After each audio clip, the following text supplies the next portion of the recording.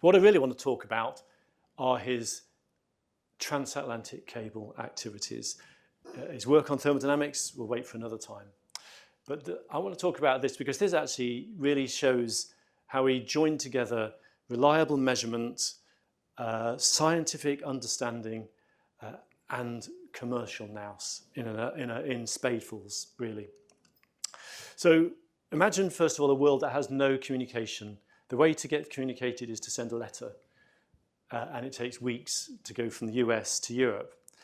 And there's a dream by the Atlantic Telegraph Company to set a telegraph cable all the way from the UK all the way across to America. A cable that would be over 3,000 kilometers long. No one knew how to make this cable. No one knew how to send the signals. And Thomson eventually became the technical director of the company. They had quite a lot of things fail. I think the American Civil War got in the way as well. But in 1865, they hired the Isambard Kingdom Brunel steamship, the Great Eastern. In fact, it was the best thing it was ever used for. And they laid 3,200 kilometers of cable. This stuff was really, really thick. And the second time they did it, it was established a permanent link. So you could send telegraph cables all the way across the Atlantic. So instead of taking several weeks to get a message across, it just took a few seconds. And actually, it paid for itself almost in the first week, because the British government wanted to send a real large contingent of troops from Canada to India, because there was a mutiny going on in India at the time, and it was suppressed. So they could send the cable, don't send the troops, which would have cost a lot of money, and they didn't do it. So they saved themselves a load of money already, just because that cable was there. He basically did some very key things. He developed the physics behind sending signals down long cables. He demonstrated that copper had to be the right purity to make it work. He developed the insulation of the cable so they could lay it in the water and it still works as well. He invented the way of laying the cable and winding the cable so it could be laid safely as well. He also invented the apparatus for measuring the signals and sending the signals as well. But he had the commercial nous to patent all this as well. That was a very sensible thing to do. And then he set up businesses straight after, businesses for instruments, for measuring the signals, for sending the signals, businesses for making the cables and for laying the cables. He made himself very, very rich indeed. Queen Victoria knighted him and the other directors of the company.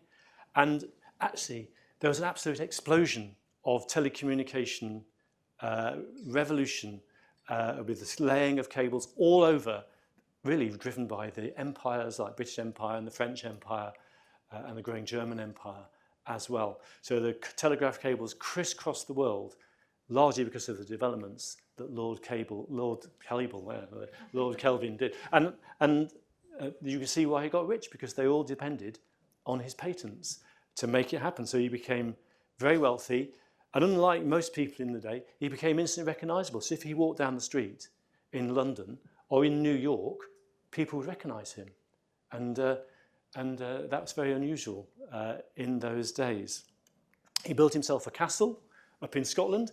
I noticed that there was an apartment on sale in this castle just a few months ago for £200,000 overlooking the sea. Very nice place. He owned a nice big yacht which had over 30 people to sail it. So I'm just giving you an idea of how big that yacht was. You couldn't buy a sports car in those days, but you could buy a nice big yacht as well. His wife was also extremely rich. She was an heiress from Madeira, who he met on a cable laying expedition. But that's another story as well. So the Kelvin dictum. So Kelvin was very, very keen on reliable measurement.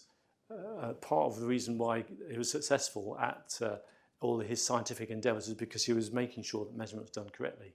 So he says this: so when you can measure what you're speaking about and express it in numbers, you know something about it. But when you cannot measure it, when you cannot express it in numbers, your knowledge is of a meagre and unsatisfactory kind. And I love this little dig he had at some of the people in his generation. You have scarcely advanced to the stage of science if you can't express it in numbers. I won't tell you who he was having a dig at the time. So he and the British Association of Science set up a petition to get the government to establish the National Physical Laboratory. And amazingly, the government opened its purse strings and agreed to establish NPL, which was established on the 1st of January 1900. One of the key things that he wanted it to do was do materials research, which you saw the lady doing the materials research in the picture at the beginning of the session today. The original NPL was in a royal palace in Bushy House, which you may know of, and under the direction of the Royal Society. So this was, already know about this. So Lord Kelvin, after the Prince of Wales gave his speech, Lord Kelvin was asked to give the reply to the Prince of Wales. And this is what he said. One of the things he said, the scientific importance of exceedingly minute and accurate measurements, which though they may not strike the popular imagination, i.e. you may find it a bit boring, were the foundation of the most brilliant discoveries. And of course, that's still the case today. NPL celebrates on the 25th anniversary.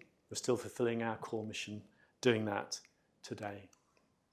So just really coming to a close, I just wonder about Lord Kelvin, and I was chatting to one or two of you, and you know, some of you you'd just about heard of Lord Kelvin, but didn't really know anything about it. But actually, his contribution to modern life actually transformed the way that we live today. Modern global telecommunications, the first telecommunication revolution, was really driven by what he did. And I do wonder sometimes why he is forgotten. And I think the reason being is he lived on that cusp, didn't he, between classical physics and quantum physics. So I just bumped into Einstein in the summer last year. So I just asked him a question, just a naughty question really. So Albert, tell me whose shoulders did you stand on then?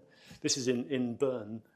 And he was very quiet, but he'd say this to me. He said, classical thermodynamics, which is Kelvin's forte, of course, is the only physical theory of universal content, which I'm convinced will never be overthrown.